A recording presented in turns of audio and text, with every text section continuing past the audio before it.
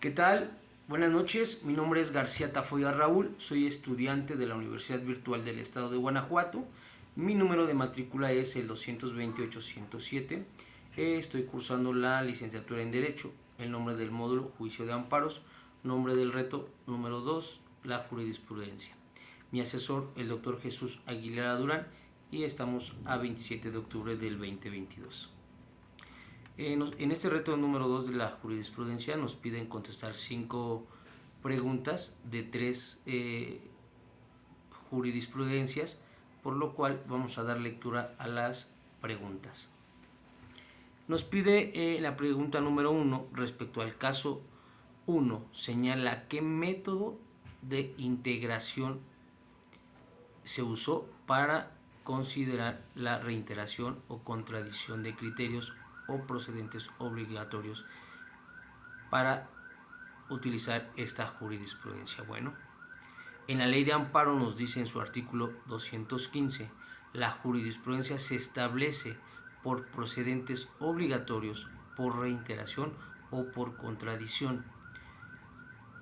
Y el artículo 216 de la ley de amparo nos dice que la jurisprudencia por precedentes obligatorios se establece por la Suprema Corte de Justicia de la Nación, funcionando en pleno o en salas.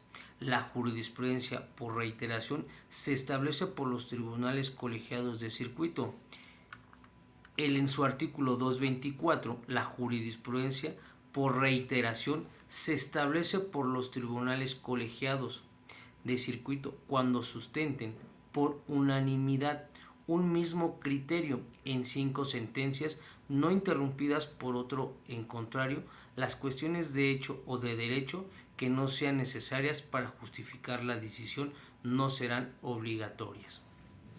De acuerdo con López, 2018, este tipo de jurisprudencia se respalda en un razonamiento inductivo, una pretensión general de diversos supuestos particulares. ¿Vale? Entonces es por lo que en el caso número 1 fueron cinco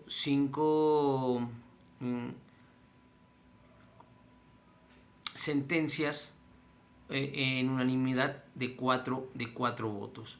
Es por lo cual que es una jurisprudencia por reiteración. Bien, regresando a la segunda pregunta o dando inicio a esta, dice, respecto al caso número 2, identifica cuáles son los razonamientos para que la jurisprudencia 1A diagonal J93 diagonal 2013 10A fuera sustituida por la jurisprudencia 1A diagonal J78 diagonal 2018 de la décima, emitida por la primera sala de la Suprema Corte de Justicia de la Nación. Bueno, ¿por qué fue sustituida? Bueno, en la ley de amparo nos dice en su artículo 215, la jurisprudencia se establece por precedentes obligatorios o por reiteración o por contradicción. Bueno, aquí vamos a ver por qué fue sustituida, y en su artículo 225 nos menciona la jurisprudencia por contradicción se establece al dilucidar los criterios discrepantes sostenido entre las salas de la Suprema Corte de Justicia de la Nación. También entre los plenos regionales o entre los tribunales colegiados del circuito en los asuntos de su competencia. Su pretensión es tutelar la unidad de la interpretación del orden jurídico nacional al decidir los criterios que sobresaldrán cuando surge obstrucción entre lo sustentado por las salas de la Suprema Corte de Justicia o tribunales colegiados de circuito respecto a una misma o mismo problema legal, sin que se afecten circunstancias jurídicas concretas derivadas de juicios donde hubiese originado dichos desenmimientos. El Pleno de la Suprema Corte de la Justicia de la Nación, cuando deban dilucidarse los criterios contradictorios, sostenido entre sus salas. El Pleno o las salas de la Suprema Corte de Justicia de la Nación, cuando deban dilucidarse los criterios contradictorios sostenidos entre plenos regionales o entre tribunales colegiados de circuito pertenecientes a distintas regiones.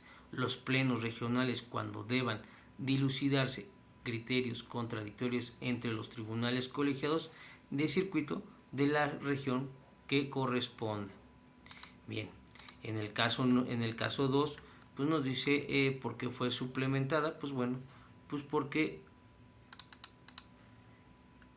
la contradicción de tesis 141 diagonal 2018 entre las sustentadas por el segundo tribunal colegiado en materias penal y civil vigésimo circuito, el séptimo tribunal colegiado en materia penal del primer circuito y el tercer tribunal colegiado del vigésimo séptimo circuito del 17 de octubre del 2018, la votación se dividió en dos partes.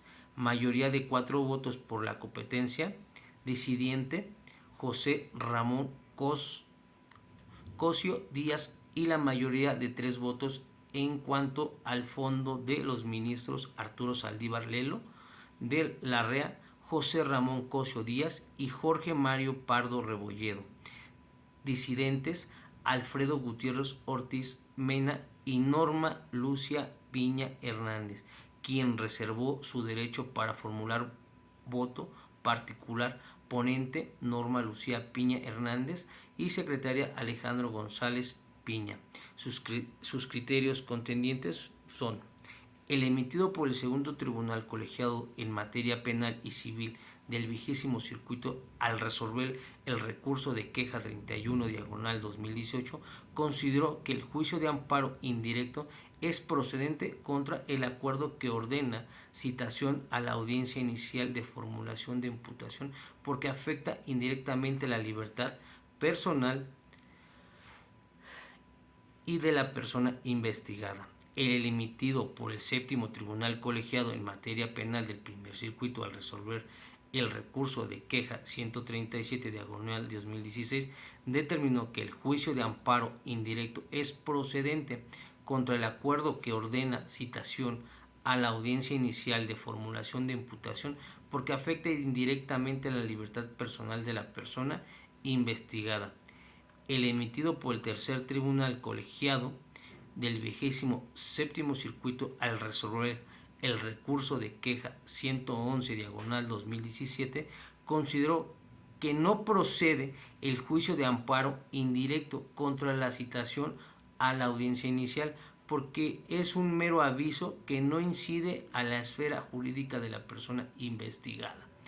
Tesis de jurisprudencia 78 diagonal 2018 de la 10ª aprobada por la primera sala de este alto tribunal en sesión privada del 28 de noviembre de 2018.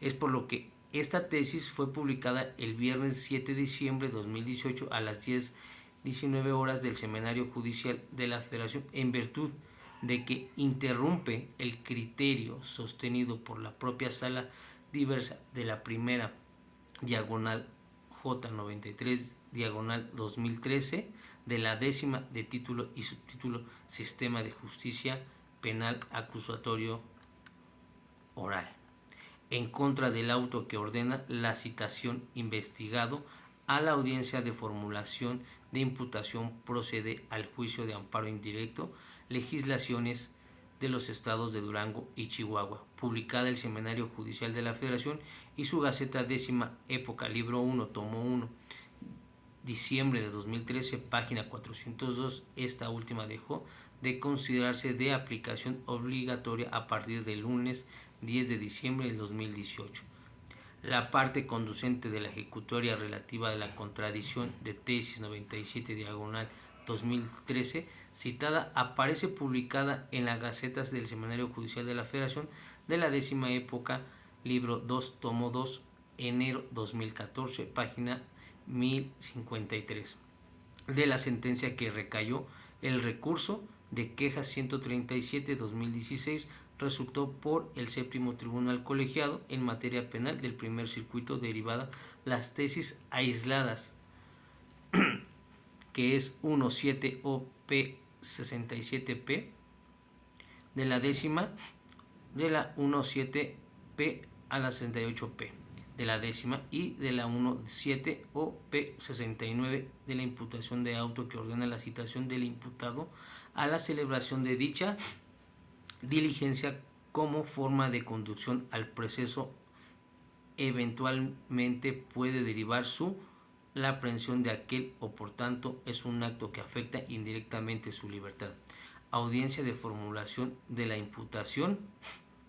El auto que ordena la citación del imputado a la celebración de dicha diligencia constituye un acto imposible reparación que afecta su derecho sustantivo a la libertad, por lo que en su contra procede el juicio de amparo indirecto y datos de prueba en la audiencia inicial del proceso penal acusatorio y oral. Su desechamiento por el juez de control constituye un acto imposible de reparación impugnable, el amparo indirecto. ¿Sale?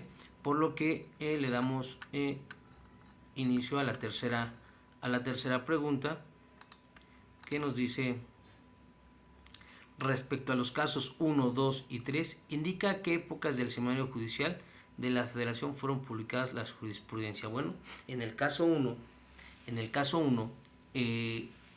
la época fue la novena y la tesis es primera diagonal J 102 diagonal 2011 del Semanario Judicial de la Federación. En el caso 2, su época fue la décima época y su tesis es la primera diagonal J 78 diagonal 2018 de la décima época. El caso 3 corresponde a la novena época, publicada por el Semanario Judicial de la Federación en la tesis P diagonal J 145 diagonal 2000. La cuarta pregunta, en el caso número 3, señala a qué autoridades es obligatoria la aplicación de dicha jurisprudencia.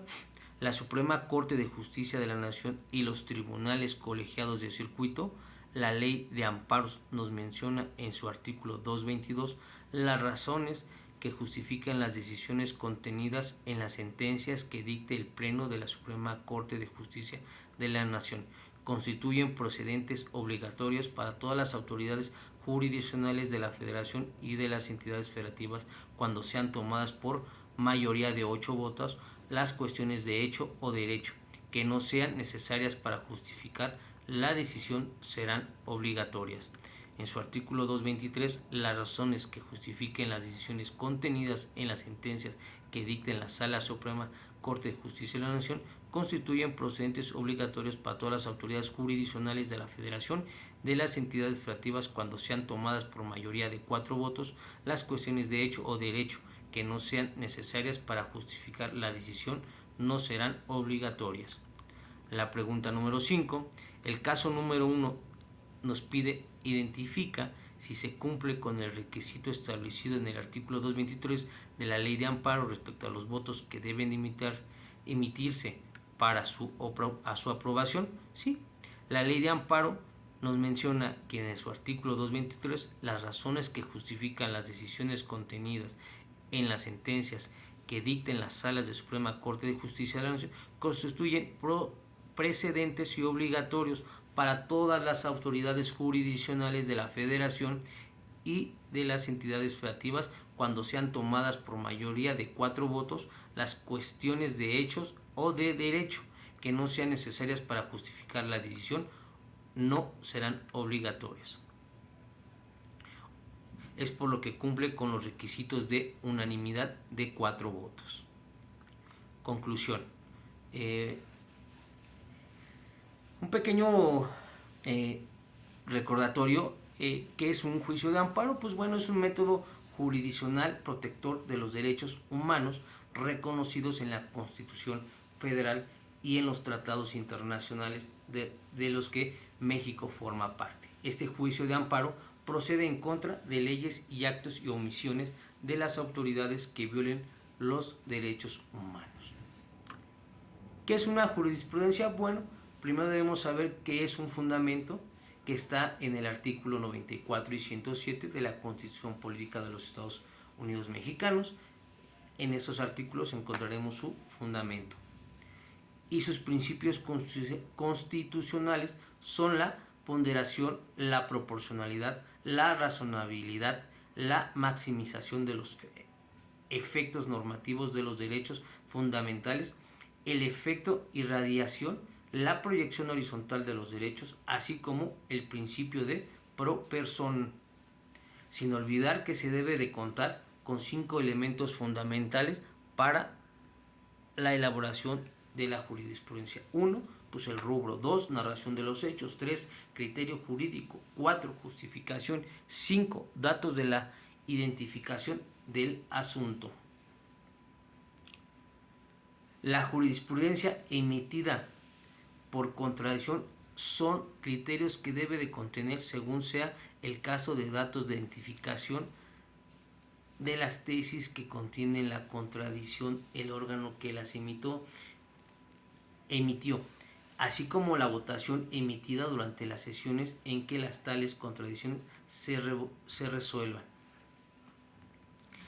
La jurisprudencia no se crea de manera espontánea en el ordenamiento jurídico nacional, sino que es el resultado de un procedimiento que tiene como finalidad una obligatoriedad para los órganos jurisdiccionales inferiores a los que la emiten.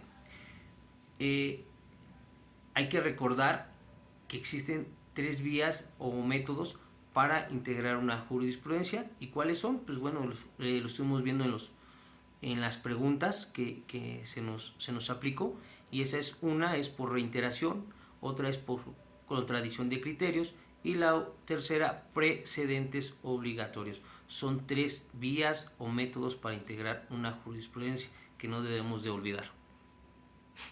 Por último, ya para finalizar, recordemos que la jurisprudencia es la interpretación que se hace a la ley y la cual es obligatoria. La jurisprudencia la emite el Pleno de la Suprema Corte de Justicia de la Nación, funcionando en pleno o en salas o tribunales colegiados de circuitos. ¿Y cuáles son sus fundamentos de la jurisprudencia y dónde se encuentran? Pues en el artículo 94 y en el artículo 107 de la Constitución Política. ¿Sí? Esto sería todo. Espero que haya sido de su agrado. Buenas noches.